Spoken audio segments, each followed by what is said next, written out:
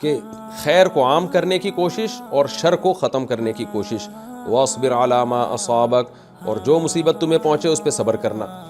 یہاں علماء نے نقطہ بیان کیا کہ اتنی نصیحتوں پہ لقمان علیہ السلام نے یہ نہیں کہا کہ مصیبتوں پہ صبر کرنا. جہاں امر بالمعروف اور نہی منکر کی بات آئی ہے وہاں فوراً نصیحت کی کہ جو مصیبت پہنچے صبر کرنا. وجہ اس کی ہے کہ آپ کو نماز پہ کوئی نہیں تنگ کرے گا. آپ ماں باپ کے ساتھ اچھا سلوک کریں کوئی بھی نہیں تنگ کرے گا، بلکہ اپریشیٹ کرتے ہیں لوگ. لیکن جہاں آپ نے اچھائی کو پھیلانے کی اور برائی کو دنیا سے ختم کرنے کی کوشش کی تو بہت سے لوگوں کے مفاد پہ اس سے زد پڑتی ہے.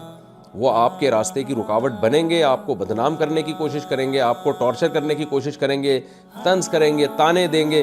اس لیے فرمایا واصبر علی ما اصابک، امر بالمعروف اور نہی عن المنکر کے بعد جو پریشانی آئے تو اس پہ تم نے صبر کرنا ہے. اور اس پہ صلہ کیا ملے گا؟ ان ذالک من عزم الامور، یہ بڑے حوصلے کا کام ہے. تو ظاہر ہے حوصلے والوں کی اللہ کے ہاں کیوں قدر نہیں ہے. یعنی دیکھیں اللہ نے اجر نہیں بتایا کہ اس پہ ملے گا کیا، بلکہ اللہ نے عمل کی ویلیو بتا دی کہ یہ بڑے حوصلے کا کام ہے. اس کی مثال ایسے جیسے آپ کسی کو بڑے پہلوان سے لڑنے کے لیے بھیجیں تو اس کو کیسے آپ اپریشیٹ کریں گے؟ بھائی یہ بڑے حوصلے کا، بڑی بہادری کا کام ہے جو تو کرنے جا رہا ہے. اس سے ایک موٹیویشن ملتی ہے کہ میں اگر جیت گیا نا تو مجھے انعام بہت زیادہ ملے گا، کیونکہ یہ تھوڑی بہادری کا کام نہیں، یہ بہت بڑی بہادری کا کام ہے. اس لیے اللہ نے فرمایا ان ذالک من عزم الامور، نہی عن المنکر اور امر بالمعروف میں جتے رہنا، اچھائی کو پروموٹ اور برائی کو دنیا سے ختم کرنے کی کوشش میں لگے رہنا، اور لوگوں کے طنز اور تانے برداشت کر کے یہ کام میں لگے رہنا، یہ بڑے حوصلے کا کام ہے. تو ظاہر ہے اللہ تو چھوٹی نیکیوں پہ بہت بڑا اجر دیتا ہے، تو بڑے بڑے حوصلے کے کاموں پہ کیسے بڑا اجر نہیں دے گا وہ. آگے فرمایا وَلَا تُصَعِّرْ خَدَّكَ لِلنَّاسِ، اپنے رخسار کو لوگوں سے پھیرنا نہیں. یہ یہاں پھیرنے سے ظاہری معنی مراد نہیں، یہ ہے کہ تکبر کرنا. جب انسان کو کوئی تھوڑا سا مقام مل جاتا ہے، دولت مل جاتی ہے یا پیسہ مل جاتا ہے تو اس کے ایٹیٹیوڈ چینج ہو جاتے ہیں. پھر اسے لوگوں سے ملتے ہوئے لگتا ہے ٹائم ویسٹنگ، اور اس کو پھر غریبوں سے خاص طور پہ ملتے ہوئے گھن آنے لگتی ہے. یہ بہت دیکھا گیا ہے. اس لیے بتایا آپ لقمان علیہ السلام نے اپنے بیٹے کو کہ تکبر مت کرنا. اب تکبر کی دو صورتیں ہیں، ایک چال سے تکبر اور ایک آپ کے انداز سے تکبر. تو دونوں قسم کا تکبر نہیں کرنا ہے. چال ایسی نہیں ہونی چاہیے لوگ سمجھیں فرعون اور متکبر آدمی جا رہا ہے سینہ تان کے، اور ہوتا ہے نا ویسے لوگ چل رہے ہوتے ہیں چال سے صاف دکھا رہے ہوتے ہیں کہ ہم جو ہے وہ کوئی بڑے لوگ ہیں. اور دوسری بات اسٹائل کا مطلب کیا؟ کوئی ملنے آ رہا ہے آپ اس سے اعراض کریں، تو یعنی تکبر کریں اس کے ساتھ. کوئی ضرورت مند ہے آپ اس کی ضرورت کو پورا کریں، کوئی حاجت والا شخص آیا ہے، کوئی بیمار ہے آپ سے مدد کے لیے آیا ہے، تو اب لوگوں سے منہ موڑنا شروع کر دینا. یہ اس کی علامت ہے کہ آپ کو جو اللہ نے نعمتیں دی ہیں وہ آپ اپنا کمال سمجھتے ہیں اس کو. جیسے قارون کو موسیٰ علیہ السلام نے کہا تھا نا غریبوں کا خیال کر، قارون نے کہا میں نے اپنی نالج سے یہ سب کچھ کمایا ہے. اگر قارون یہ سمجھتا کہ یہ بھیک میں مجھے ملا ہے تو پھر یہ حرکت تھوڑی کرتا. تو کسی بھی طرح کا جو تکبر ہے نا، چاہے چال میں ہو یا لوگوں سے کسی معاملات برتنے میں ہو، وہ تکبر اللہ کو پسند نہیں ہے. اللہ کو تواضع پسند ہے. لیکن یہ خوب سمجھ لیں کہ کوئی اگر کسی سے ملنے سے اس لیے بچ رہا ہے کہ وہ کسی اہم کام میں مشغول ہے تو یہ چیز تکبر میں داخل نہیں ہے. بعض دفعہ انسان اہم کاموں میں مشغول ہوتا ہے، اب لوگ آ رہے ہیں ملاقات کر رہے ہیں تو ظاہر ہے 24 گھنٹے تو کوئی نہیں کسی سے مل سکتا. تو اس کے لیے مینجمنٹ کے لیے اگر ٹائمنگ سیٹ کر دی جائے کہ فلاں ٹائم آپ ملاقات کر سکتے ہیں، فلاں نہیں کرتے، تو یہ تو ہمیشہ سے علماء صلحاء میں اور مصروف لوگوں میں یہ ہمیشہ سے چلتا ہے. یہاں وہ ایوائڈ کرنا ہے جس کی بنیاد تکبر ہو، کہ آپ اپنے آپ کو کچھ سمجھنے لگیں. اب یہ چیز اللہ کو پسند نہیں ہے. اس لیے فرمایا ان اللہ لا يحب كل مختال فخور، اللہ تعالیٰ کسی بھی تکبر کرنے والے کو اور شیخیاں بگاڑنے والے کو پسند نہیں کرتے. یہ شیخیاں بگاڑنے کا لفظ اللہ نے متکبر کی علامت کے طور پہ بیان کیا. اصل میں تو متکبر کو پسند نہیں کرتے، لیکن جو متکبر ہوتا ہے شیخیاں بگاڑتا رہتا ہے بیٹھ، میں یہ ہوں، میں یوں ہوں، میں فلانا ہوں، میں ڈمکانا ہوں، اسی میں مر جاتا ہے ایک دن. وقصد فی مشیک، اپنی چال میں میانہ روی پیدا کرو. چال تو ایک جزیہ ہے، میں بار بار یہ بات بتاتا ہوں، قرآن جزیات کے ضمن میں اصول بیان کرتا ہے، یعنی ہر چیز میں میانہ روی.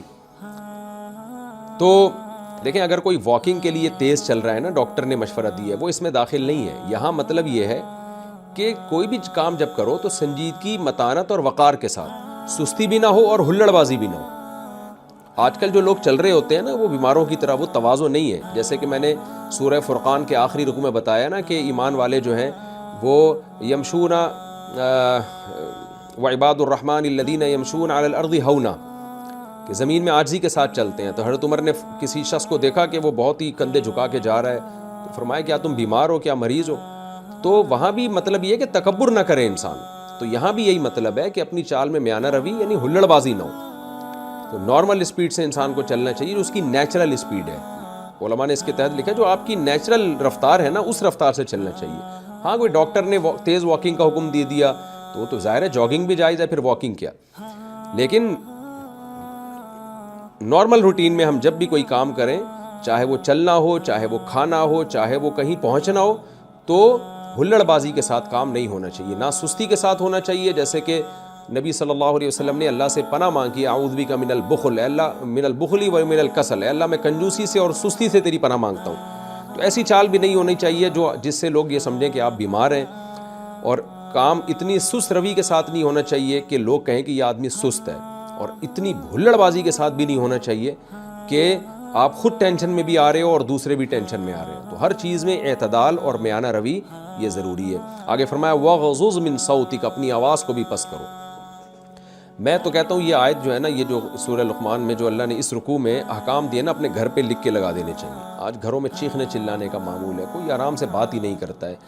جو کام ہو رہا ہوتا ہے ہلڑ بازی میں ہو رہا ہوتا ہے. بچے صبح اسکول کیسے ہلڑ بازی میں جا رہے ہوتے ہیں. یہ نہیں ہوتا کہ ماں ذرا آدھا گھنٹہ پہلے ان کو اٹھا دے اور ناشتہ بنا کے تیار کر کے گیٹ پہ بٹھا دے تاکہ گاڑی آئے تو آرام سے بیٹھ جائیں.